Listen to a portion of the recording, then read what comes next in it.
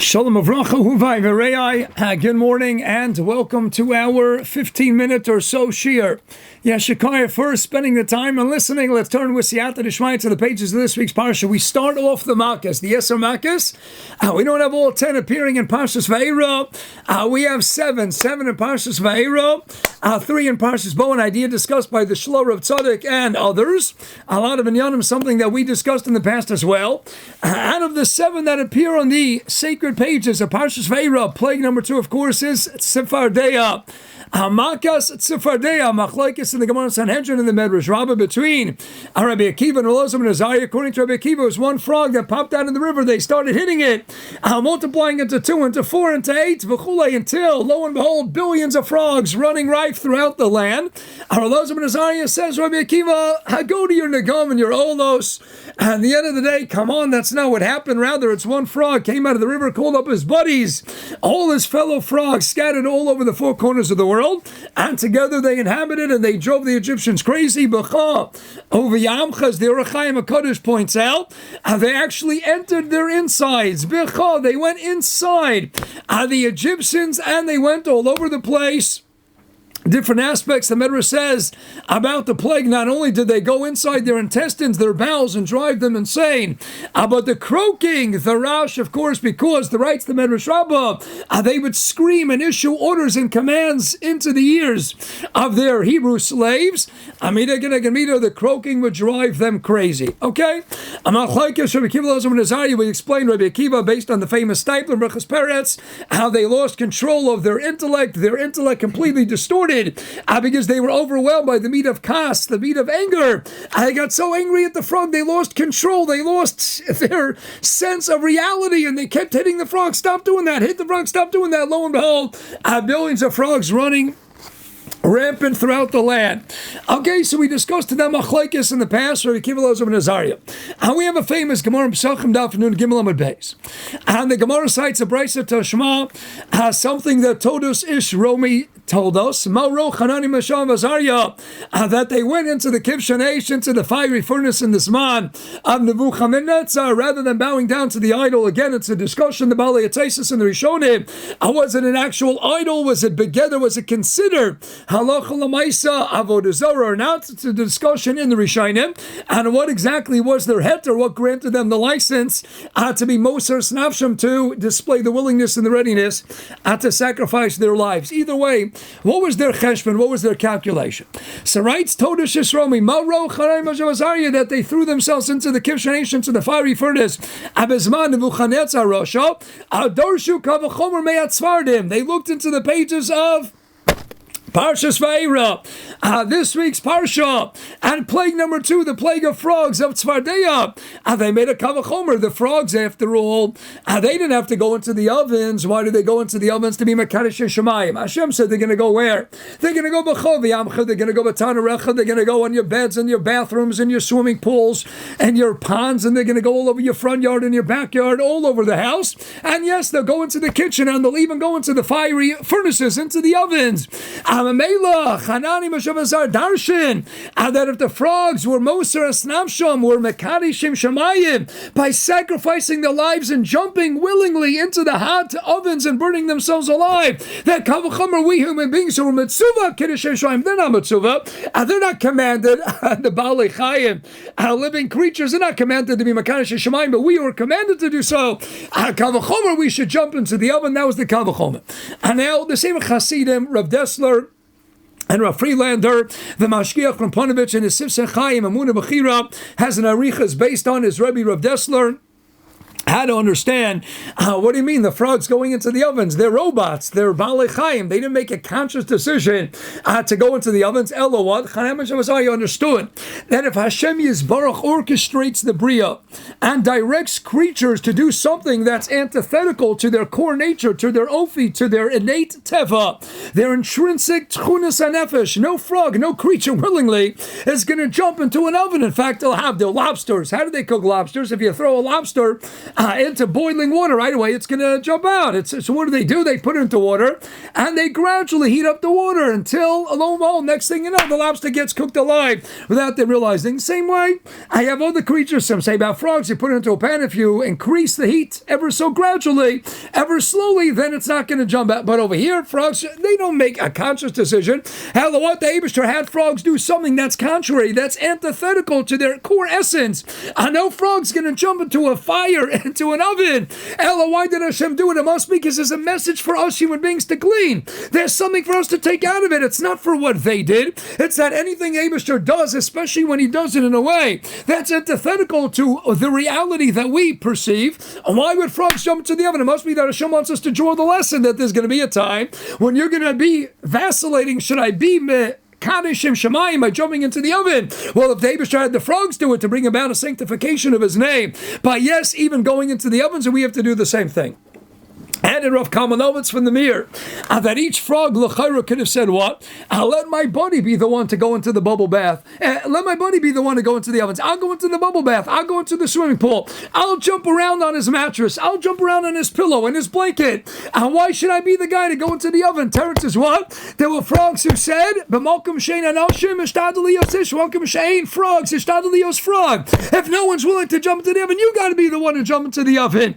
Explain Rav Kalmanovitz of Elias Face said a similar word, that in the end of the day, let's say each plague, according to Amani Amr the Medrash, that they lasted for 7 days. So why would a frog go into the oven on day number 1, wait 7 days, have another 7 days to your life, and then the end of the 7th day, then jump into the oven? Teretz says, you don't make cheshbonus when it comes to Kiddush and Shemaim. You don't wait 7 days. There's a golden opportunity right here, right now. Then Carpe Diem, you seize the moment and you Makkash and Shemayim. And you don't wait for the next guy to do it. But Malkum Shein and Oshim, Shtadlios frog. You go ahead. And you do it right away. And that's what Chanam Yeshua Azaria understood. These Gedolim, they understood, don't wait for the next person to do it. The opportunity arises, you be the one to do it. Similar to Rabbeinu Avram and Rambam and the Sforno back in Parshas Miketz, Perkman Beis, when there was no food in Eretz Canaan, and Yaakov turns to his sons, the Bnei Yisrael, and he says, Lama Tisro, Hinei Shamati Ki Shever Mitzrayim, I heard that there's food. And the land of Egypt, Lama Tisro, what are you looking? The reflexive, what are you looking at yourselves? So Rashi and many other Rishonim have different interpretations. The Sforno and Rabbeinu Am and Rambam, right? Lama Sabitu Zelzeh. Why is everyone looking around at the next guy? Rabbi side, we need food. Someone's got to go down to the land of Egypt. Don't wait for the next guy to do it. Says so many lessons we learn here from the frogs as well. Don't wait for the next guy to jump into the oven. And don't wait for day number 7. Someone's got to do it. Someone's got to do it now. Amela, the upshot is, it's the frogs that taught us what it means to not make cheshbonus when it comes to Kiddushim Shemayim. God needs holy shluchim, holy messengers, to sacrifice their lives to be Makkash and Shemayim, to sanctify the name of God. And the land of Egypt, the frogs are not going to wait for their buddies to do it. The ones that went into the oven said, we're not going to wait until day 7. We're going to seize the moment right here and right now. We're not going to wait for the next guys. There was a chevra of holy frogs, and they jumped into the ovens. Chanam said, we don't wait. We don't wait for the next people. We have the golden opportunity. Let's not have somebody else do it. Let's chaparine. We'll seize the moment. We'll do it right here and right now. The kavachomer they darshan from the frogs. Adka. Lamaisa, whatever mahalach, whatever approach you're going to espouse, God clearly selected Bedavka the frogs to teach us this yesod of not making cheshbonus when it comes to be Makkash Shemayim. At the Hainu, there are so many lessons bandied about the Yesar Makkas, and the Ramban and other Rishonim and Achronim. The break of course, Rabbi Yudah Yanosi Bem Simonim B'Tetzach Chadash B'Achav, highlighting different categories, how Hashem is the omnipotent creator who controls every aspect, every nuance of every single act of nature, of creation.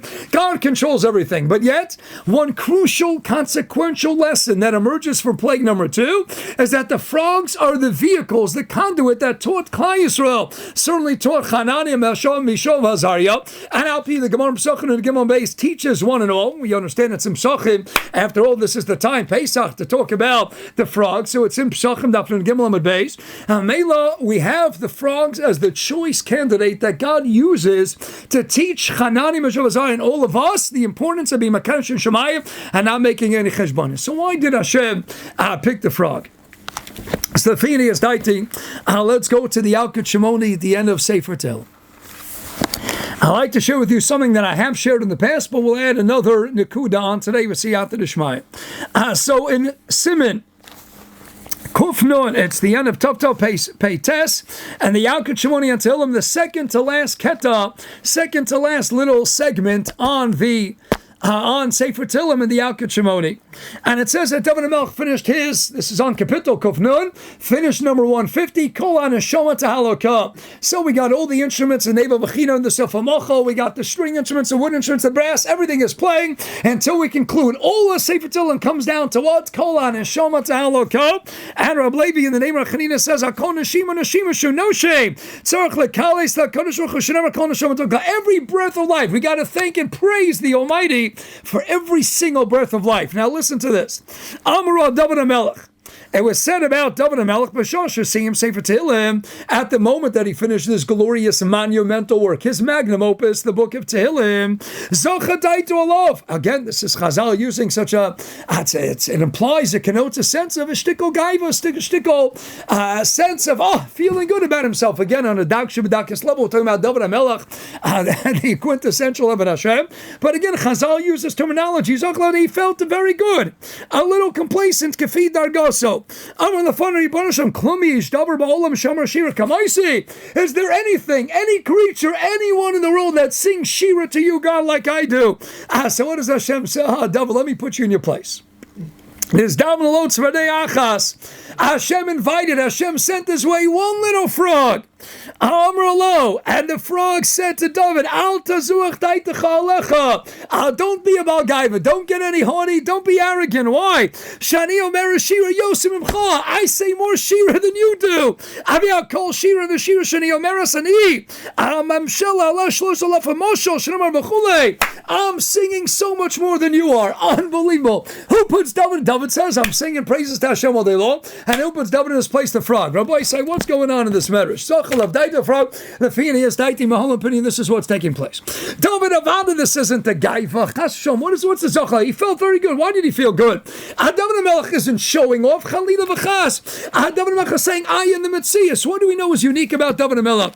David HaMelech doesn't ever sleep. David HaMelech. The Gemara says the beginning of Maseches Brochas that David, and again in Sukkah Chafah. We know that David HaMelech is only what? He only dozed Shisha Nishman Kasus. He dozed off like the amount of sleep that a horse typically does. He would doze off until Chatzos Laila, and then he would have the Ruach Tzifonis, the northerly wind, blow through the Kinor by his bedside. Ira Shachar would wake him up, and then at 12 o'clock at night until Vasikin, he would go ahead and sing the praises of HaKadosh Baruch Hu. So David HaMelech isn't showing off l'chayra.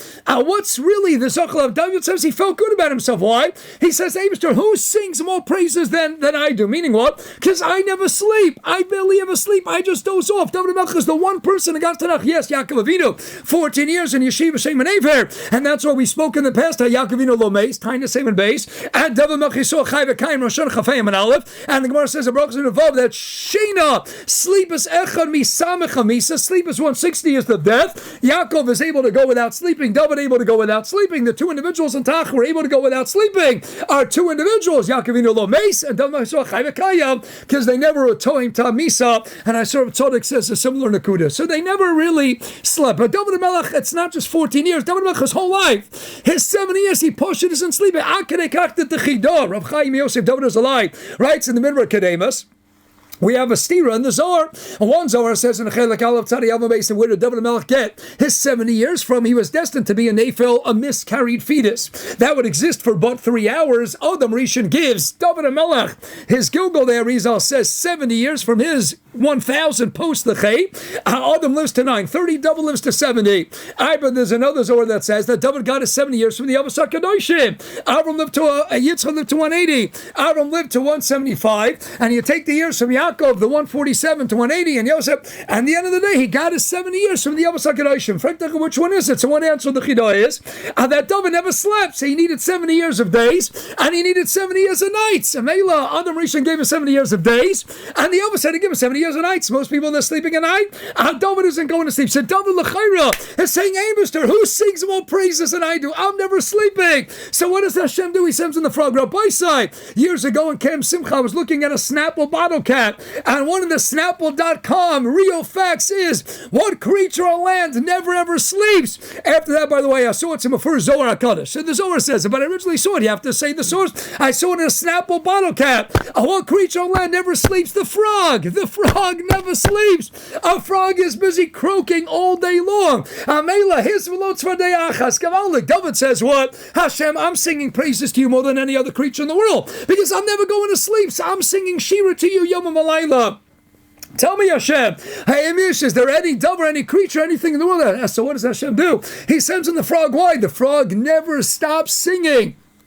A frog is singing to the Eibishter. The frog is the one creature on land that never ever goes to sleep. The bullfrog, Eytan Zohar HaKadosh, is singing praises to Hashem 24/7, 365. And the frog says, David, I sing more praises than you do. Now he puts David in his place. David says, I'm able to go without sleeping. Frog says, yeah, but I mamish go. So the Feiner the Maril, and the Likutim and the Makkas say from Nagim, why is a frog called a Tzfardeia? It's a lotion of Tzfardia. Again, there's the Arizal. It's Tzfardeia, but let's go with the Maril. The Maril, one of the Rishonim says Tzfardeia is a combination. Tzfardia knows the morning. Rabbi say, why does it know the morning? Because the frog never goes to sleep. The one creature that never goes to sleep is going to know the morning before anybody else. Yes, there's a nos in the Sechavina to discern between night and sleep. We're going to use the rooster in the end of the day because it goes to sleep and then it's the first to wake up. But the frog is up continuously. The bullfrog never goes to sleep. Hence it's Gavaldik. Tzfardia, it knows the morning. Tzafra, Aramaic for the morning before anybody else. For boys, I think it gets better than that. David HaMelech, what was the lashon of the Yaakov? And when David HaMelech finished that, David says, I'm the Melech. What? I'm the echo of Malchusa.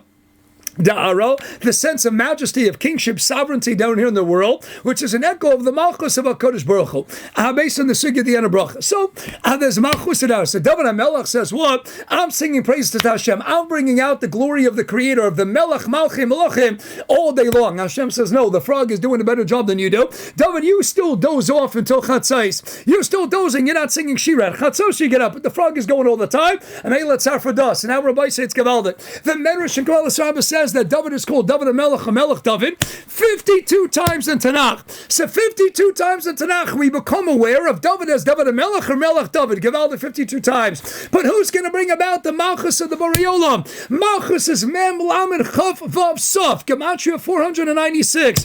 David HaMelech brings the concept of Malchus. David HaMelech, Melech David. 52 times in Tanakh he's associated with Malchus. So that's only 52. How do I go from 52 to bring about the Malchus of Hashem Yispark Gematria 496? You know who David HaMelech needs to join forces with? Lafiyani Astaiti. Tzfardeia. Tzfardeia is Gematria 444. When you add Tzfardeia Gematria 444 to David HaMelech 52, what does that yield? 496 Gematria Malchus. Who brings about the Malchus of the Borei Olam? In my humble opinion, David is David HaMelech, Melech David 52 times. When you add it on to Gematria Tzfardeia 444 and 52, that's 496. That's the Malchus of the Borei Olam. I say it gets better than that.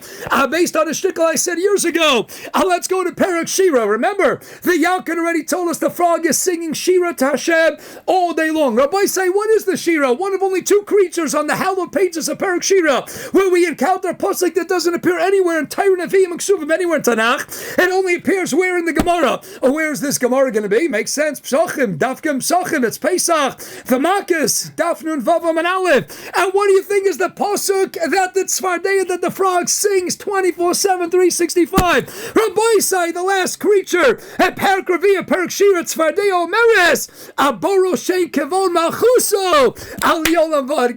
Who's going to bring about the Malchus of the Borei Olam? You know who's going to bring about the Malchus of the Borei Olam? The frog. The frog is Mamela, the choice candidate that Hashem says to teach Chanani, Mishal, Masaria, and through them to teach the Ganzavelt, to teach us all from time immemorial.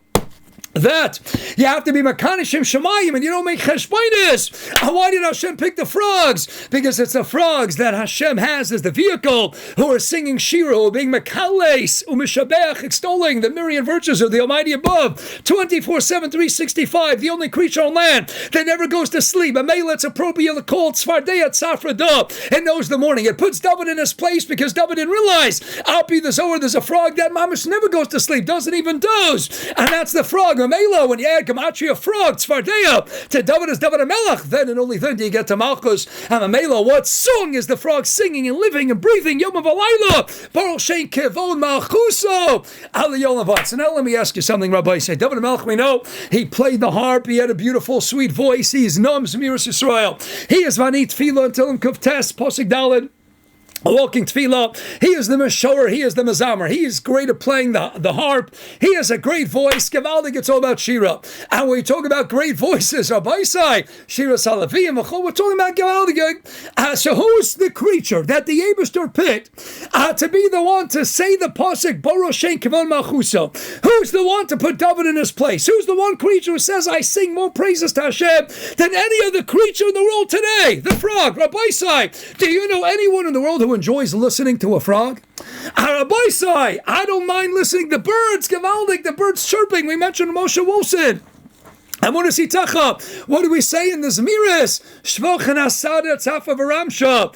We are what? We're Mesader. Our Shvach to the Bariolam Tzafa V'Ramsha. Aramaic for the morning and the night. Explain to Moshe Wilson. Tzaf for the morning. Why? Tzaf for Loshen Tzipor. Who sings throughout the day the beautiful melodies emerging from the birds. And then when the birds retire for the night around Sotzet time, who comes out and takes over chirping away? The Ramosim. Hence Tzafa V'Ramsha. Tzaf for Loshen Tzipor. That's the morning. They're singing in the morning. They retire for the night. Out come the Ramosim, the crickets. And even the crickets, though, you could sit outside on the lawn on a beautiful spring night and you don't mind listening to the crickets. It's a nice, soothing tune at times. Either way, it's not a cacophony. But croaking of frogs, and here you have this week's Parsha. One aspect of the plague was the incessant croaking, out driving them crazy. Nobody likes listening to the ribbits. And the croaking, Rabbi say, this is the creature. Feiner, you know what the Eibishter is showing us? I'll tell you, when I was in 9th grade at Yeshiva Frakwe, I remember one Erev Shabbos Kodesh Rosh Yeshiva, Rav Yechiel Per Shlita stood up and he said, Chevra, I asked permission from so-and-so as a boy in the Yeshiva Chaim. He says, I asked Chaim permission if I could say this. He says, anyone who's here in the Beis Medrash late at night knows that Chaim is one of the last people to leave the Beis Medrash. And Chaim is singing and he's chazering out loud. He says, and Chaim doesn't have the best voice. Chaim doesn't have the best voice. And he sits in his corner. I still remember this Chaim, and Masim and Otzum, and he would sit 12 o'clock, 1 o'clock, 2 o'clock, chasering, and he would chaser out loud, and he did not have the sweetest voice. Rabbi Per said, but you know what? Isn't that the sweetest voice of them all? Even though he might not have had the best musical voice, it wasn't a euphony, but Lamaisa. When you heard him singing on the pages of the Gemara of Chazal at 1 o'clock, 2 o'clock, 3 in the morning, that's the best sound of music in the entire world. Hashem says, what? I want to give Klai Yisrael chizik. I'm doing things in the animal kingdom so Klai Yisrael could draw. So Joseph Chanem Jabazari, they learned from the frogs. Say, you know what? If you would have the birds singing the praises Yom Life, people would say, okay, Hashem, what do you want from me? The birds, they have beautiful voices. You love listening to them. Hashem says, I'm going to take the creature that has the worst voice of them all. That drives people crazy. The ribbits, ribbit, the croaking. And I'm going to use them as the vehicle to sing more praises to me than any other creature in the world. They will be the ones. You know why? It doesn't matter to me, the Rabbanu Shalom says, how it sounds. It doesn't matter. They might not have Shweki's voice, Mordechai Shapiro's voice, Sholem Lemmer's musical angelic voice. They might not have the greatest voice. But Kamash Malon Klai Yisrael. It's not about the voice. You don't need to have a voice. You can have the voice of a frog. People say, croaking a frog, and frog, it's geschmack. In English, by the way, what do you call it? You call it a pack of lions. You call it a school of fish. What do you think the word is in English? Nothing's coincidental. What do you call a bunch of frogs? A chorus. A chorus of frogs. Rabbi Salafidis, it's not coincidental. The chorus that's singing Baruch Shem. They got the worst voices in the world. Al Rabusa got Hokufa. That's the Chiddush Lafinias Daiti. Even though they have the worst voices, even though you can't stand the ribbits and the croaking, Hashem says, Klai Yisrael, you can make the Kavachimer. They're now mitzvah to sing my praises. I'm telling you, Klai Yisrael, don't give me an excuse. You know why? Because you saying Baruch Shem Kibul Machuso. I don't care how you sound. It's not the sound of the voice. It's the words. It's the emotion. It's the intent, the kavanah ritzuya, the underpinnings of what's driving the voice. And what better lesson from the frogs? They got the worst voice. They got the worst croaking. But you know what? They're the ones who are putting David in his place. They're the ones who are singing Yom V'Layla. No other creature in the world is coming lekales to extol the Almighty. Well, then the frog is Zoicha to which pasuk? Baruch Shem Kavod Malchusa the Olam Vayed. Rabbi said, let's make the Kavachomer from the frogs. Doesn't matter what voice you have, doesn't matter how hoarse, doesn't matter if you sound like you're croaking. In the end of the day, Hashem wants to hear from you. On the heels of a Shema, He wants to hear Yom V'Alayla. Baruch Shem Kavod Malchusa the Olam Vayed. David HaMelech 40:52 and Tzfardeia 4:44. Kamachia Makkas 4:96. Rabbi say, let's give the Eibishter the Makkas that He so richly deserves. Kaviyachol. Have an awesome day and a great rest of the weekend.